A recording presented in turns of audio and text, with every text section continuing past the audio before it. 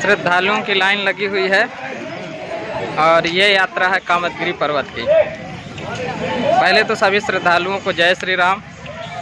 और आपको ले चलते हैं एक बहुत ही सुनहरा अवसर पर, जिसे कहते हैं कामदगिरी पर्वत की परिक्रमा। इस परिक्रमा के बारे में थोड़ा बहुत हम आपको बताते हैं।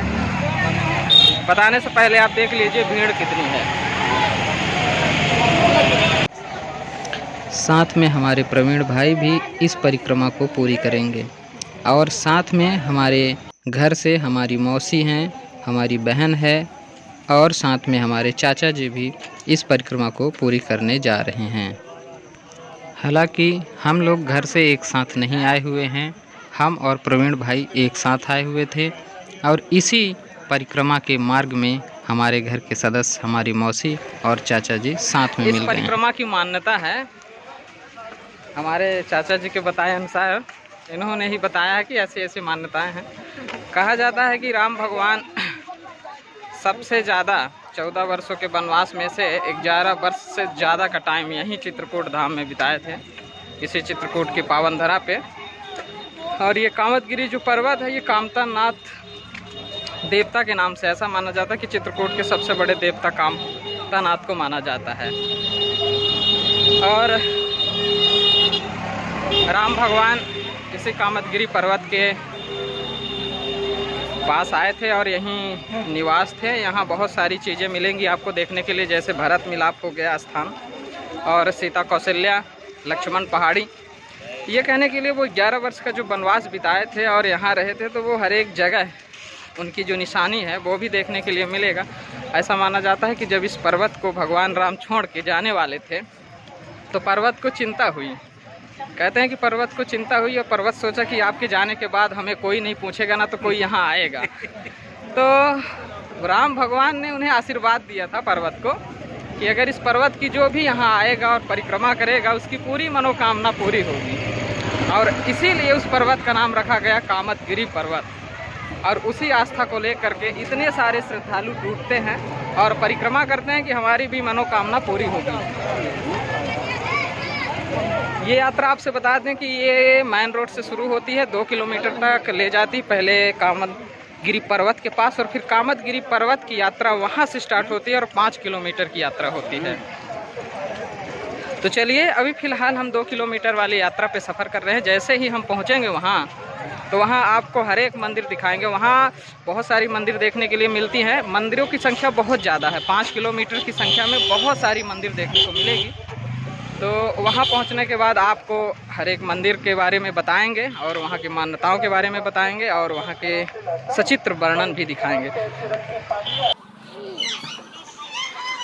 जैसा कि आपको हमने बताए हैं कि जहाँ से कामदगिरी यात्रा शुरू होती है, वहाँ तक पहुँचने के लिए 2 किलोमीटर की यात्रा करनी पड़ती है।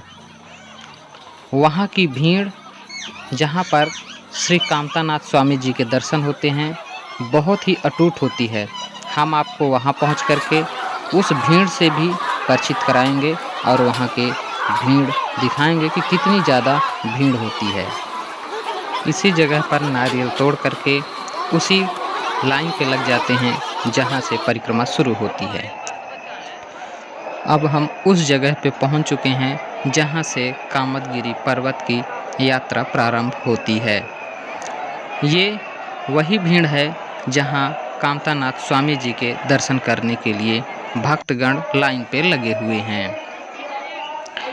यहीं से कामदगिरी पर्वत की परिक्रमा प्रारंभ होती है। ऐसा कहा जाता है कि यहाँ कामतानाथ स्वामी जी के दर्शन करने से ही आगे की यात्रा प्रारंभ होती है। इतनी भीड़ आपको चित्रकूट के किसी भी धाम में कहीं भी दिखाई नहीं देगी। चित्रकूट के धाम में भय संतन की भीड़, तुलसीदास चंदन घिसे तिलक देत रघुवीर। क्या नाम तुम्हारा? नाम बोलो। बेटी का 10 रुपये दीपक दान, कामतानाथ जी का आशीर्वाद। क्या नाम?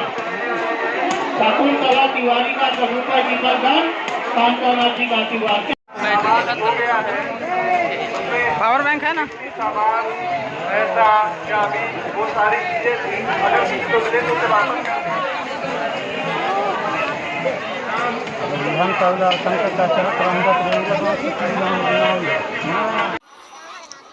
कामदगिरी चित्रकूट तीर्थ स्थल का सबसे प्रमुख तथा सबसे प्राचीन है। ऐसी मान्यता है कि कामदगिरी पर्वत की परिक्रमा करने से लोगों की सभी मनोकामनाएं पूर्ण होती हैं। यहाँ हर साल लाखों श्रद्धालु अपनी मनोकामनाएं लेकर आते हैं तथा नंगे पैर परिक्रमा लगाते हैं। कामदगिरी के प्रमुख देव कामतानाथ जी को ही माना गया है। साथ ही यहाँ की मान्यता है कि इस पर्वत के सभी पेड़ पौधे हमेशा हरे भरे रहते हैं। यहाँ के पेड़ पौधे कभी पतझड़ नहीं होते हैं।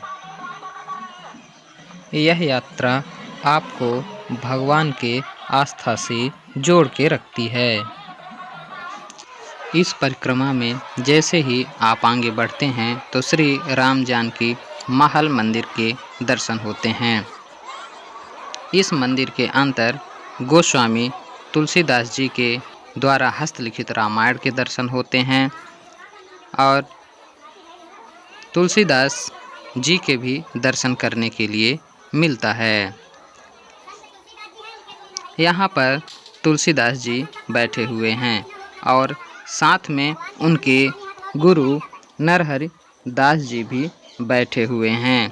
इसके बगल में आप श्री राम जानकी और लक्ष्मण जी के भी दर्शन कर सकते हैं।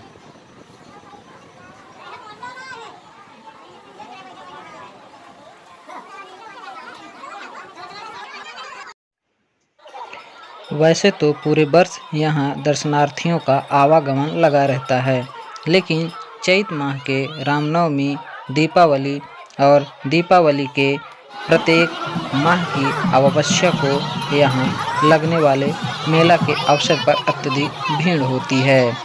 दीपावली चित्रकूट में दीपावली का मेला सबसे बड़ा मेला होता है। यहाँ लाखों की तादाद में श्रद्धालु दूर दूर से आते हैं और कामदगिरी की परिक्रमा लगाते हैं तथा दीपदान करते हैं।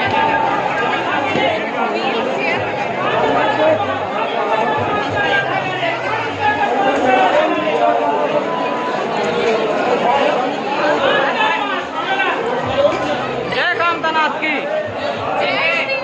जय श्री राम।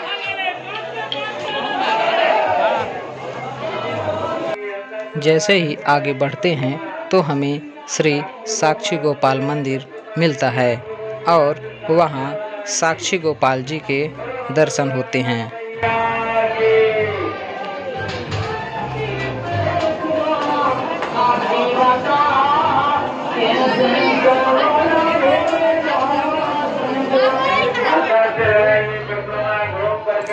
इस परिक्रमा में आगे हम आपको दिखाने जा रहे हैं कि सती अनसुईया और त्रिदेव के बाल स्वरूप। ऐसा कहा जाता है कि ब्रह्मा विष्णु महेश सती अनसुईया जी की परिक्रमा लेने के लिए उनके घर पहुंचे थे और उन्होंने भिक्षा के रूप में निर्वस्त्र होकर के स्तनपान कराने की बात कही थी।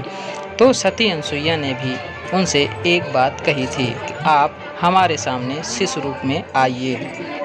फिर त्रिदेव शिशु रूप में आए और उन्होंने उन्हें स्तनपान कराया।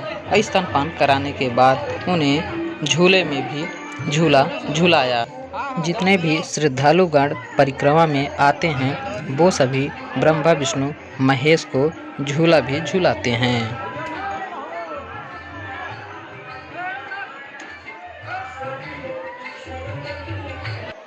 आपको यह भी जानकारी होनी चाहिए कि यह कामदगिरी पर्वत उत्तर प्रदेश के चित्रकूट और मध्य प्रदेश के सतना जिले की सीमा पर स्थित है। कामदगिरी का कुछ भाग उत्तर प्रदेश में और कुछ भाग मध्य प्रदेश में आता है। इसीलिए कानून व्यवस्था दोनों प्रदेश अपने अपने क्षेत्र में संभालते हैं। कामदगिरी परिक्रमा का मार्ग बहुत ही स्वच्छ और सुंदर है। लोगों को परिक्रमा करते समय या परिक्रमा लगाते समय किसी भी प्रकार की परेशानी का सामना नहीं करना पड़ता है। कामदगिरि परिक्रमा लगाते समय अनेक प्राचीन मंदिर मिलते हैं। कामदगिरि के चारों ओर पक्का परिक्रमा मार्ग बना हुआ है। इस मार्ग की दूरी लगभग 5 किलोमीटर है।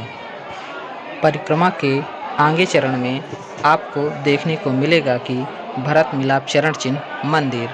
इस मंदिर के अंदर जब हम जाते हैं तो देखने को मिलता है कि भरत श्री राम से जब मिलने आए थे तो इसी जगह पर मुलाकात हुई थी और यहीं पर श्री राम प्रभु के चरण पादुका लेकर गए थे। यहाँ पर श्री राम प्रभु के चरण की चिन्ह या पद चिन्ह दिखाई देते हैं।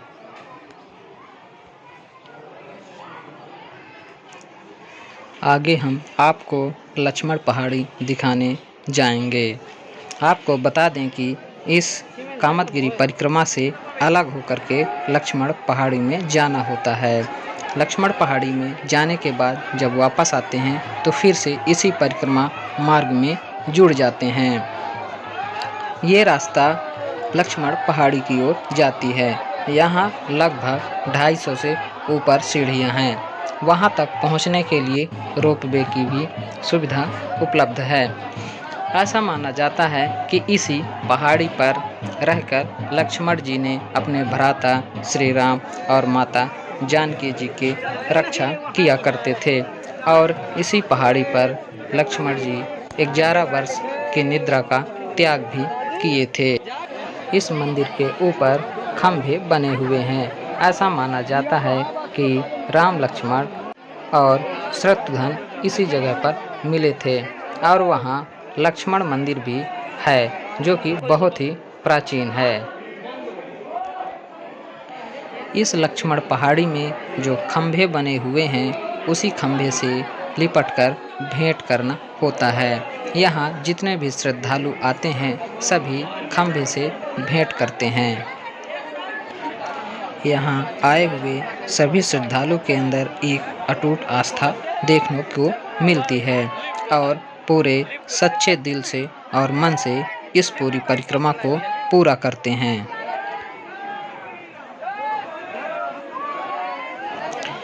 लक्ष्मण पहाड़ी उतरने के बाद जैसे ही हम परिक्रमा मार्ग से जुड़ते हैं तो एक बार फिर से कामता नाथ जी के दर्शन होते हैं, जिसे मुखारबिंद तृतीय मुखारबिंद कहा गया है। ऐसा कहा जाता है कि मैन कामता नाथ स्वामी जी के मुख्य द्वार पर अगर दर्शन नहीं हो पाते तो आप तृतीय मुखारबिंद पर आकर के कामता नाथ जी के दर्शन कर सकते हैं। यहाँ पर भी श्रद्धालुओं की काफ़ी भीड़ होती है।